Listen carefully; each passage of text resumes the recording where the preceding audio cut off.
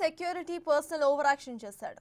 Madurai airport లో actor Vijay ను స్వాగతించేందుకు అభిమానులు, తమిళగ వెట్రి కళగం కార్యకర్తలు భారీగా చేరుకున్నారు.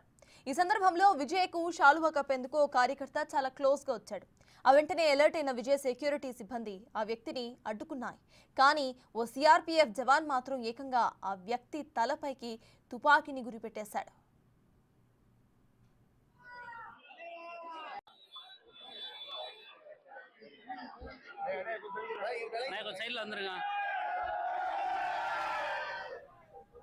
దాంతో అక్కడున్న వారంతా కూడా షాక్ కు గురయ్యారు. విజయ్ సెక్యూరిటీ సిబ్బంది ఈ విషయంలో ఓవర్ యాక్షన్ చేసిందనే విమర్శలు వెల్లువెత్తుతున్నాయి. అతని చేతిలో శాలువా ఉందని గమనిస్తే అతను అభిమానో లేక కార్యకర్తో అని గుర్తుపట్టవచ్చు.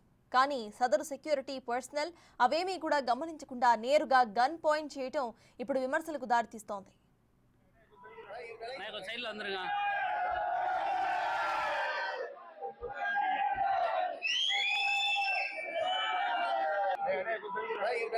లో అందరుగా